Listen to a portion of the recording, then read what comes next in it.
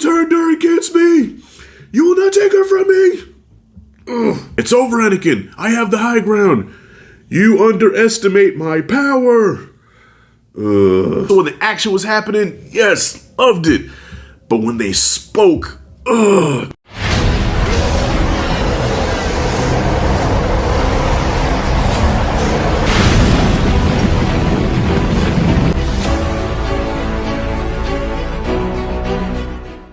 All right, y'all. So originally I was going to do a short about this, but I feel like I have to really go in depth and talk about my experience watching Revenge of the Sith on the big screen again after 20 years. And that was a special time for me because that was when my daughter was born. So my daughter was born on the 17th, 2 days before the movie came out. And the day she came home from the hospital, I was supposed to, be there with her for that. I said, well, look, she ain't going away. She got a whole life ahead of her. I'm going to see Revenge of the Sith. So I left my baby home with the mama. Good luck. I'm going to see Anakin Skywalker turn into Darth Vader. So now, fast forward 20 years later, I'm taking my 9-year-old son, and we're going to see Revenge of the Sith. This is a special moment. I love Star Wars, even though it's been going to the Pop-Tart charts lately. But still, I'm still a diehard Star Wars fan. And watching this is not really a review, because I love the movie. But I do see it a little bit different now because of the experience I had Friday going to see this. So as we sit down, the opening crawl happens. I always get goosebumps and chills every time that comes on, right? And then when Hayden Christensen opened his mouth, every time Hayden spoke, people started laughing. It was like a laugh track on a sitcom.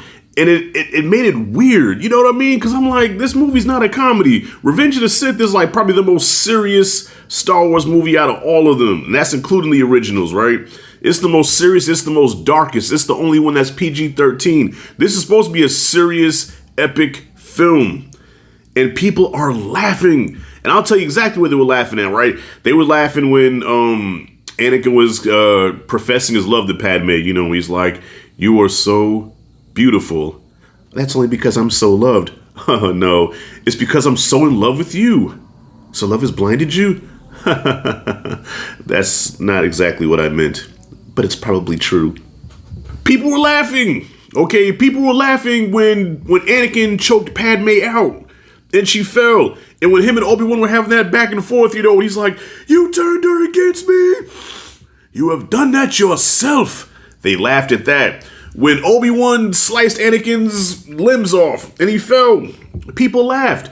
It's like at any moment he was expecting. Yeah, so when I rank the Star Wars movies, right, I always say Empire Strikes Back is always going to be my favorite one. I always said Empire Strikes Back, Revenge of the Sith, New Hope, Return of the Jedi, Phantom Menace, Attack of the Clones, and I don't count the sequel trilogy. But now, I don't know. Now, I might have to put Revenge of the Sith back a little bit. I'll put it this way. As long as nobody spoke, the shit was epic, man. Like me and my son were enjoying it. Actually, my son was ready to check out. So my son, around the 30-minute mark, he's starting to get that whole, can we go? How much is this almost over? But after Order 66, how come I'm saying that wrong? After Order 66 happened, that's when he got together, and from that point on, he was cool. But every time Hayden spoke, every time him and Padme were together, and Ewan McGregor's probably the best actor besides Samuel L. Jackson on this in this cast, right? But even a lot of Obi-Wan's lines were like, oof. And that's due to the direction of George Lucas. And don't get me wrong, I respect George. George gave us the gift of Star Wars, but he is not a actor's director. I feel like man, this movie could have used maybe Spielberg or somebody should have directed this one, because I heard Spielberg was close to directing Return of the Jedi. And Return of the Jedi is great as it is, but man, with that Spielberg touch to it, it could have been one of the greatest movies ever made. Yeah, Spielberg or somebody should have directed this, because with a story this rich, with a story this compelling and this dark and this tragic, you need an actor's director to do this. So you have this amazing story, right? And then, you have this amazing story that you get you turned her against me. You will not take her from me. Ugh.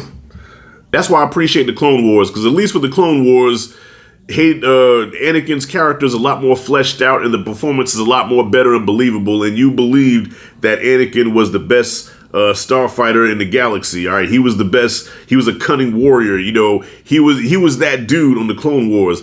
Here, you're like, okay, when he's fighting, it's cool. So yeah, the fight between him and Obi-Wan, right? That shit still works. That's the best lightsaber duel of all time. I don't think that's even debatable. I think most people will agree with that. You say, what's the best lightsaber duel of all time? Obi-Wan, Anakin on Mustafar, right?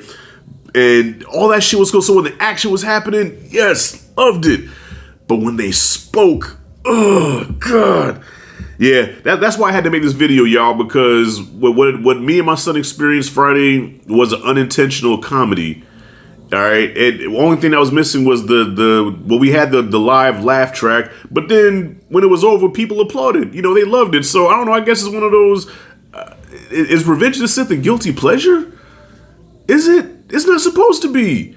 It's considered among many as one of the best Star Wars movies, but it's like people have a good time laughing at it. You're not supposed to be laughing at it. No, nobody. See, this is why. Okay, I would debate anybody that. I mean, it's all subjective, but to anybody that says it is the best Star Wars movie, even over Empire Strikes Back, Empire Strikes Back is damn near 50 years old. All right, well, it's younger than me. I'll be 46 years, so Empire Strikes Back is 45, right? I've never seen anybody laugh at Empire Strikes Back. Nobody has ever questioned its validity, and it's, you know, Empire Strikes Back is that movie, and it just gets better with age. Nobody ever laughed at it. People now, 20 years later, are laughing at Revenge of the Sith. Now, that's not the experience I had when I first watched it. When I first watched it, people took it seriously. Now, it's one of those movies where it's not taken seriously. And I haven't watched Attack of the Clones in a long time, man, but I do remember liking that, but I remember hating being the worst part of it. And I can just imagine, people are laughing at Revenge of the Sith. I can just imagine what they'll do if they ever screen Attack of the Clones. So I don't know, man. For me, it kind of drops down just a little bit, just because I'm like, yeah, this shit's kind of a joke now. But I love Star Wars. I still love it. And you probably gonna say, Rashad, have you watched Andor yet? Not yet. People are telling me to watch it, and I will get to it. It's just that, yeah, you know, the new Star Wars stuff, I don't really give a shit. You know, I'm still stuck in the past, man. I'm in a time capsule right now. And that's it, and that's all. Did you see the 20th anniversary Revenge of the Sith? What you think about it? Do you think it still holds up? Do you think it's now a joke of a movie? Comment freely below. Let me know what you thought. If you like and dig this content, hit that like and subscribe notification bell in the corner. This is Rashad G signing out. See you in the next video.